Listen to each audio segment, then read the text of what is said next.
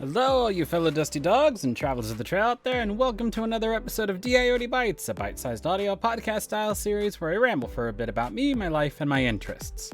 On today's episode, I'll talk about how reading the original work ruined one of Disney's beloved film adaptations, and what it taught me about writing. Enjoy!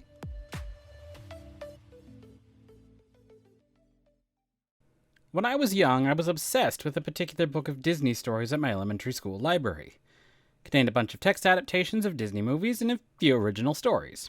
It was quite large, being over 300 pages at somewhere around an 8x10 page size, though it had multiple full-color screen caps and illustrations, so it wasn't really that long per se. But I loved it. It was one of my most rented books at the library, frequently checking it out again and again until I hit the limit, then I'd return it, and checked it out again at the next opportunity. Being that young, there were quite a few Disney movies that have heavily influenced me creatively in my interests to this day. I'm not calling myself a Disney fanatic or even that big of a Disney fan, but I do like many of the franchises that have come from the company. While in elementary school, my big three Disney movies were The Lion King, which still stands out now, The Aristocats, to the point that one of my cousin's nicknames for me was O'Malley after Thomas O'Malley, and The Jungle Book. Before I want to go too much further, I want to say something. Disney actually gets a good handle on writers to be able to go scene for scene, matching scene setting with descriptions, and sometimes even expand on the original film. Disney text adaptations tend to be very well done as a result. I remember in particular a Davy Crockett story in the book, and watching the film years later, it wasn't all that far off from the storybook I read. The film doesn't quite hold up, though. It's not terrible. Although I'd also say the text adaptation might even be the better work since you're not constrained by runtime. Anywho. Quite a few years later, in high school literature classes, I was finally introduced to Rudyard Kipling's original work with Rikki Tikki Tavi, a story about a mongoose who does battle with the cobras.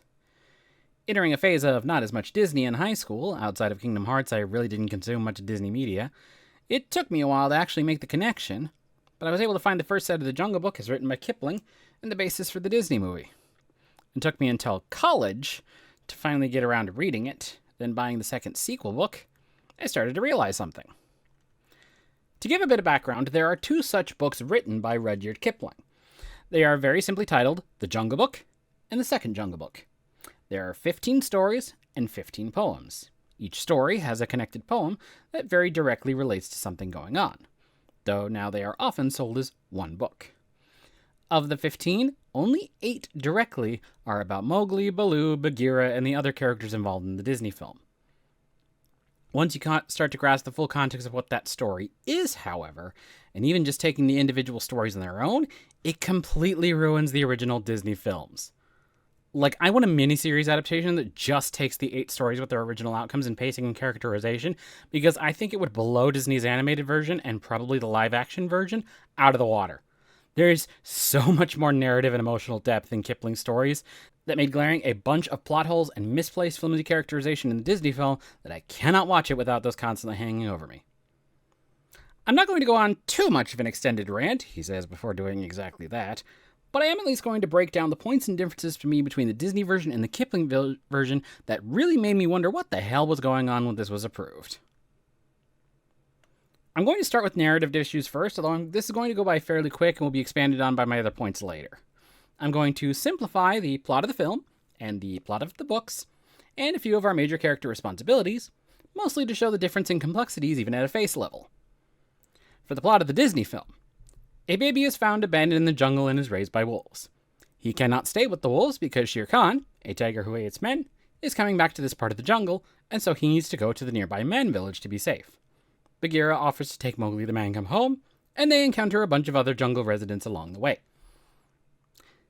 First of all, I want to point out that the 90% of the movie is characterized by and they encounter a bunch of other jungle residents along the way.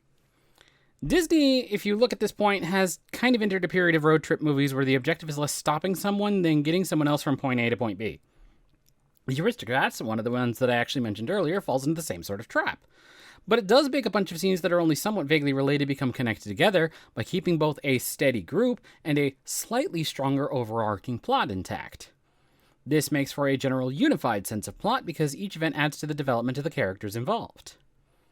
Despite being our primary POV, neither Mowgli nor Bagheera get the biggest characterization and development, but Baloo, who enters at the 1/3 mark, does, learning the difference between being a friend and a mentor and taking responsibility for a charge.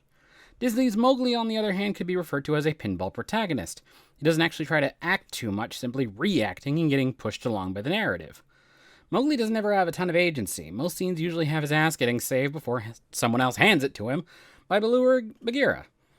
And then he runs away to the next scene because he doesn't quite agree with the idea of going back to the man village. Again, I'll go into this more later, but Mowgli gets upstaged by whatever jungle resident he's encountering, and more often than not, he just seems along for the ride than any actual force of narrative movement. There's another comparison I can make between the Jungle Book and the Aristocrats, relevance of their myth arc to what happens in each scene. While the Aristocats does have one or two scenes that are unrelated to the actual plot, fuck them geese! There are both frequent references to the main cat family needing to get home and the concerns of the main villain Edgar of disposing them. Meanwhile, the Jungle Book very rarely mentions Shere Khan, and while he starts and ends as a driving focus, there's a good third or more where the tiger barely affects events within. Kaa quickly upstages it, then you have the elephants leading into the Baloo, leading to the monkeys, and only coming back in after the rescue from Louie. And only re-enters when he himself does around that part in the third act. Meanwhile, Edgar is one of the first characters seen, and his motives and villainy are made somewhat more striking by his acting relatively normal and fine with the feline protagonist before the main plot kicks in, and stays relevant throughout. So, after that little bit of a tangent, what does Kipling do? Our intro for the Kipling stuff is relatively similar. A baby is found abandoned in the jungle and is raised by wolves. But there's two differences between the Disney film and the Kipling books that already mark a huge narrative difference. First is that Mowgli himself actually crawls up to the wolves instead of being brought to them, meaning as a baby, Mowgli already has more narrative agency as the wolves react to his bold and defiant nature as he's not scared of coming up to them. Secondly is that the second major scene of the book is Bagheera basically saying, Shere Khan will kill him if you let him go. I vouch for his safety by paying a debt until he can come of age to repay it. Meaning we already have a very good reason to follow Mowgli around. How is he going to repay the debt when he's older? Within about 10 pages, the narrative managed to accomplish more than the Disney film did in about 10 minutes. Now we can continue on. As the man-cub Mowgli grows older, he learns about the various jungle residents and creeds, seeks revenge on the tiger to repay his debt to the wolf pack and Bagheera, and then gets cast out to go with humans when his wolf pack notes his nature as a man makes him no longer fit in. But the humans don't like him, and Mowgli himself is befuddled by their actions, finding them more fickle and vindictive than any jungle beast, if not worse, because they don't follow any clear creeds or sense of morality. Mowgli spends the rest of the time hopping between the jungle and human civilization, showing both his reactions to it and how they make him differ from the jungle residents he considers his friends and allies. This is a complex narrative with a protagonist who is not simply a reactive one. Mowgli does spend some time reacting, but he typically follows it up with an action every time he goes through, making him no longer a pinball protagonist, but an observer and part of events. Where Disney's Mowgli is based on pure reaction, Kipling's Mowgli usually responds with action for action. A good example is the corresponding monkey scene in Kipling's stories found in Kaa's Hunting, where Mowgli just gets kind of swept away by the monkeys in the film and does nothing to leave the particular situation. Kipling's Mowgli actually uses his knowledge about the jungle creeds to notify passing birds and tell them, the monkeys have got me, they're fickle and violent and I can't get out alone, please follow me and tell my friends where they're taking me. Even when placed in a relatively helpless situation, Mowgli still finds something he can do, which moves the narrative along to phase 2 of the story. Simultaneously, while there is some time spent away from Mowgli in this story, it's clear the narrative is only breaking because Mowgli is not present at a key moment. Mowgli is our primary POV and protagonist, and while the narrative may occasionally change to show what Bagheera or Baloo do in a particular situation, they're not stealing the narrative away. We're just taking a peek and seeing what they're doing. Central to every story is not the wacky hijinks or other characters Mowgli interacts with, but the existential crisis of someone in his formative years trying to figure out where he belongs. And it comes up in every story. Kaa's Hunting begins because Mowgli feels like he's treated better by the monkeys than he is by Baloo and Bagheera. He feels a kinship because they're closer to him, only for that characterization to come breaking down because the monkeys are actually terrible, disorganized anarchists who care only about themselves down to the individual, which actually both terrifies and dumbfounds Mowgli when they have no respect for anything else. Which brings us to part 2 of my problems with the Disney film. Mowgli's characterization is surprisingly close to the monkeys I just described. Mowgli's primary reaction to anything in the film is very much a hedonistic one, based purely on self-interest and downplaying any particular threat given to him. This despite the fact that the jungle inhabitants clearly and repeatedly hand his ass to him at any particular point. He almost gets eaten by a python twice, pisses off an elephant herd, gets captured by a crazed orangutan and a monkey tribe, and despite his initial defiance and confidence, is basically a leap away from getting thrashed by Shere Khan towards the end. Kipling's Mowgli, on the other hand, faces an inner conflict almost every single story. He loves his wolf pack adopted family, but the rest of the wolves cast him out because he's too much of a human, and he becomes frustrated with them. He grows to care for his human family, particularly his adoptive mother Masua, who treats him with genuine kindness, but the humans in the village don't like him and cast him out as a demon because he's too primal, and so he becomes frustrated with them. Mowgli throughout the story shows a complex love and care for those who he associates with, mixed with vexation, frustration, and even depression when he can't get the proper attention back, either because of his status, personality, or species. But eventually he learns to make his own path, treading the fine line between his status as one raised by the jungle but not entirely belonging to it. A welcome presence because he respects its laws, but not one who is entirely supposed to stay there. My major problem with this is that Mowgli is our primary viewpoint character in both. Baloo gets greater characterization in the Disney film, but even then he's only present to get that characterization if Mowgli is nearby. Disney's Mowgli, meanwhile, is a whiny reactive standby who can't get a lesson about what he's doing wrong through his thick skull, but we're stuck with him, and it becomes really hard to root for him when even Baloo is understanding the gravity of his situation faster than he is. Take the whole conversation with Shere Khan he has with Bagheera, for example. Kipling's Mowgli, meanwhile, actually carries out most of the emotional heft with that inner turmoil, and managed to carry the physical heft of leading the narrative with ingenuity, wit, and some actual physical strength to overcome obstacles. You want to see Mowgli win, if mostly because it may lead to some sort of recognition or attention that he's been missing, both in terms of his opponents are worse, and the poor guy deserves a break. There's something that people will say about the Disney characterization that just makes me angry. I've seen the defense that the Disney version is a child giving up their innocence. Which just isn't true.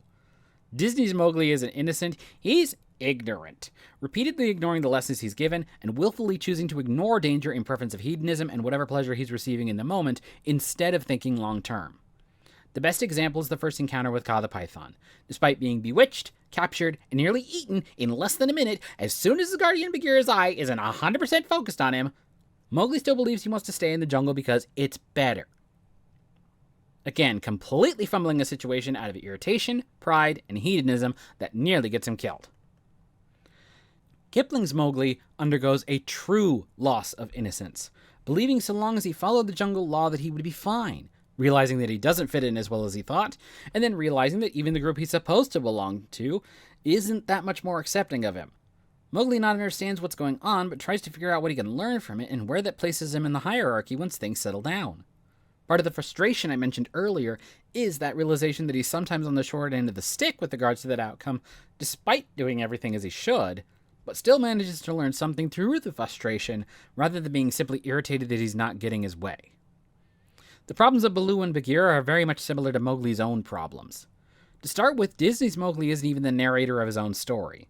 Somewhat understandable earlier on because he's young, but Bagheera takes on the initial POV role despite Mowgli being our hero, and is even the one the film closes out on. Baloo is the most narratively and psychologically complex character, and arguably goes through the most character development in the film, which is actually a reason I began to like the Disney version of Baloo more, as compared to my original thoughts as time went by, to the point of being my favorite character there. But within the context of the Disney film, both characters suffer from being relatively one-note. Bagheera is uptight and stuffy to the point of being the quintessential British gentleman stereotype, which seems odd for a non-English affected area of India, and even more oddly is only given justification in the books where Bagheera was part of an exotic entourage. Baloo, meanwhile, is a slacker who needs to learn responsibility. Again, not terrible, but it's given to a non-POV character that is only on screen for maybe half the time.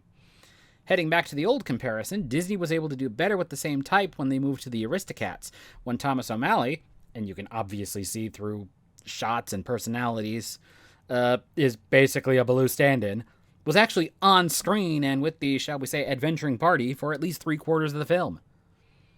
In the books, however, the dynamic is not merely interchanged, but interwoven. Kipling's version, Bagheera, is a more lenient of the two, who actually gets moments of comedy from leaning into a role, rather than trying to stop it, while occasionally being scared or stern if Mowgli's life is on the line. One of the funniest moments in the original books is in the story Letting in the Jungle. When Bagheera hears of Mowgli's plan to systematically destroy a man village, he's horrified by the man cub's cunning. But as soon as Mowgli tells him he wants Bagheera to scare the shit out of a narcissistic human hunter, Bagheera is thrilled to join, And the narrator even says he's using the most benign noises he can think of, the sounds of playful interest, to scare the humans. Then you have Baloo, whose role is smaller but gets enough time to show that flip side. Kipling's Baloo, at least in Kaa's hunting, is a stern teacher of jungle law who tries to keep Mowgli in line as best as he can, but has a tendency to panic and go crazy when things go wrong. Baloo is the prime one who gets irritated at Mowgli in the books and sets off that whole monkey arc earlier by verbally chewing him out for associating with what are basically a group of hedonistic anarchists. He's also the one who suggests Kaa in helping to rescue, because he might have the best knowledge of the monkeys to help with that, but then loses his cool when actually faced with him and leaves it to Bagheera, who can keep his head, to actually make most of the negotiations with the big snake. Later on, it's Baloo who wants to go easy on the punishment from Mowgli cavorting with the monkeys, because the boy was able to use particular calls to other animals to send for help and make things easier for him, thus applying Baloo's training, where Bagheera is the one who wants to dole out the punishment. So you can see it's already not a one-note thing. Each plays the dominant and each plays the supportive role at times. Disney simplifies it, but there's so much gets lost in translation from the original book. And now we come to the big one for me. Kaa's portrayal. Not because of one of my fetishes, but this is actually a one-on-one contest where my problems with the Python are worse than Mowgli's. Disney first again, and I'm going to take the most charitable interpretation I can. Disney's Kaa is a powerful predator with an intimidating skill. Hypnosis in this context is terrifying because of how it can basically null most resistance to threats, and is not one to be taken lightly despite his demeanor. In both of the encounters with Mowgli, Kaa very nearly wins, and it's only through extenuating circumstances, Bagheera in the first, Shere Khan in the second, that Mowgli gets out. The problems are, he has only one motivation in each scene of trying to eat Mowgli out of hunger, being an antagonist by virtue of you're not supposed to root for Mowgli to get eaten, and very often gets caught up in his own pride and conceit too much to be a true threat. In fact, both times he nearly wins, it's less his skill that does it, than the fact that Mowgli is a little shit who isn't listening to Bagheera and doesn't pick up on the veiled threats that Kaa frequently has in his dialogue. This is not getting into the problem that, with his high lisping voice and a tendency to tease and draw out the scene rather than simply ambush, corner, and overpower, he feels like another kind of predator, arguably more terrifying than the mere animalistic one. Compared to the Disney version, Kipling's Kaa is a true force of nature. Head like a battering ram that he can use to break down crumbling stone walls. Capable of powers of hypnosis like fascination that can knock the socks off of dozens or potentially hundreds of victims at once. A fire and ice temperament that even the wisest notable beings are afraid to cross. Strength that Baloo and Bagheera, some of the mightiest warriors in Kipling's universe and the most feared outside of Shere Khan, can't match. And a mind like a steel trap that's implied to be either the oldest or second oldest character in the books outside of Hathai the elephant. And then there's the reactions from other characters, who treat him almost like a physical god, and potentially even borderline eldritch from how afraid they are of even contacting him. Even in his primary focus stories, Kaa is treated as a line of last resort by Baloo and Bagheera because he's the only thing the monkeys fear, and they're getting over their own fear to use him, and by Mowgli is because Kaa is the only one with knowledge about their plight in Red Dog, and everyone else is too scared of setting him off. And then you have his relationship with Mowgli. Kipling's Kaa and his relationship with Mowgli do two things. It first displays exactly how powerful and knowledgeable Kaa is, when even in later stories where Mowgli is older and Baloo and Bagheera are running out of things to teach him, that Kaa still can. Which is actually a major point of the second Jungle Book that most forget. Kaa actually becomes a staunch ally and mentor who still manages to impart wisdom and advice when things start to go crazy, having knowledge of ancient customs and history in the King's Ankus, and being one of the major factors in Mowgli having any success at all and any sort of victory at all in Red Dog. But secondly, Kaa's portrayal to me is one of the best and most sympathetic portrayals of a big snake I've ever seen. It's shown ridiculously early on. Kaa's first direct line to Mowgli, when not under threat, is a compliment. A brave heart and a courteous tongue, they shall carry thee far through the jungle, manling. It's unveiled, without any sort of malicious intent, non-deceptive, and one of the first outside of Bagheera to fully give respect to Mowgli. And then there's also that other point, my other favorite moment in the series, coming in Red Dog. Mowgli goes looking for Kaa, trips over him, and causes Kaa to become cantankerous as he just got disturbed while sunning himself. But the moment the python figures out the one who tripped over him is Mowgli, Kaa drops the moodiness and even manages to trade a couple of friendly barbs back and forth before making himself a giant living beanbag chair to accommodate Mowgli and see why he came rushing all that way over to trip him. Throughout the second set of Jungle Books in particular, a curious picture develops that is far from the Disney portrayal. Kipling's Mowgli and Kaa are not enemies but fire-forged friends, a young outcast looking to find his place, and a temperamental but wise and surprisingly understanding emotional support. Kipling's Kaa retains his place as that force of nature, but in the form of weird benevolent half-god who intervenes and dispenses a solution when the time is right, and the situation is clearly out of Mowgli's hands as much as he can run through. The first part of the King's Ankus is a good example. Mowgli can bathe in Kaa's favorite pools with the python, and it's noted that they participate in wrestling matches, but neither is in fear of the other. There's a strange safety expressed in the action, not in the false sense of a lulled security, but a partnership cum friendship with someone who absolutely could snuff Mowgli out, but displays a surprising amount of gentleness and respect, with Kaa in this scene being the only one who makes Mowgli laugh with him at his taunts, instead of at him. I go on in particular about Kaa because his first appearance in both media is what cued me into how different both the book and the movie are. By Kaa's first appearance in the Disney film, you have Mowgli as a whiny protagonist who isn't making it easier to root for him, who then gets upstaged by the wolves in the first part, and then Bagheera and Kaa taking the lead in the second. Bagheera as a supporting character who won't deviate too much further from the established personality, and Kaa as an antagonist whose motivations aren't really much further fleshed out than our protagonist. At this point, if you aren't just entirely giving up and settling in for a popcorn flick, fully setting your disbelief at certain things aside, the animation quality and the painted backgrounds, which really are quite beautiful and gorgeous to look at, are really the only thing going for it. Maybe Baloo's personality if you're feeling charitable. Honestly, it's hard to find sweet-tempered yet semi-proactive characters like this in fiction sometimes. By Kaa's first appearance in the Kipling stories, we've already seen two sides to every character seen in the Disney film, except Hathai, who hasn't appeared yet, and have both a protagonist and side characters we can root for because their motivations and emotional problems are much more than simple vanity and hedonism. Characters who are intended as support characters aren't the primary driving force, but emotional and narrative bolsters that help guide and progress without dominating the story.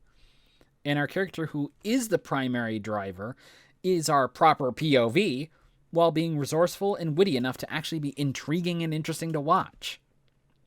Really, honestly, I cannot recommend the books enough. Even the other portions of the book, those not dealing with Mowgli, also have some hard-hitting moments. I mentioned earlier that I want a miniseries detailing the Mowgli stories, but I'd also take a second one just going through the other stories, or selected ones. Rikki Tikki Tavi is a classic, The White Seal has parts that remain relevant today, The Undertaker's is actually kind of funny in its odd premise, and I'm surprised no one's taken up Queequeg as an odd sort of adventure horror story. The original Kipling versions are, for the most part, actually quite good still, apart from moments of classic English imperialism to make things uncomfortable, and hold up even under close scrutiny, made more apparent by adaptations that seem to miss something every time. On another note, if you want to watch an actually decent adaptation, the Japanese animated series Jungle Book Shonen Mowgli adds a few characters and plot lines, but keeps the characterizations and is actually surprisingly faithful. Slow and sometimes odd with a couple of extra things, but still works to watch. Still would want an honest-to-God full-budget miniseries of the Kipling versions, though. If you like the Disney film, still fine. It has its own merits, and there are other portions that I will admit it does very well, and some scenes taken both out of context and within context that I find very enjoyable. But if you want to have your perception of it absolutely ruined, read the books. And in either case, do me a favor. Realize that the Disney film and continuity, by this point, are in name only to have the original books go. Not adapted, I'd hardly even call them inspired by, just using the characters and settings and some crumbs of the original plot. Really honestly, turning them into something wildly different.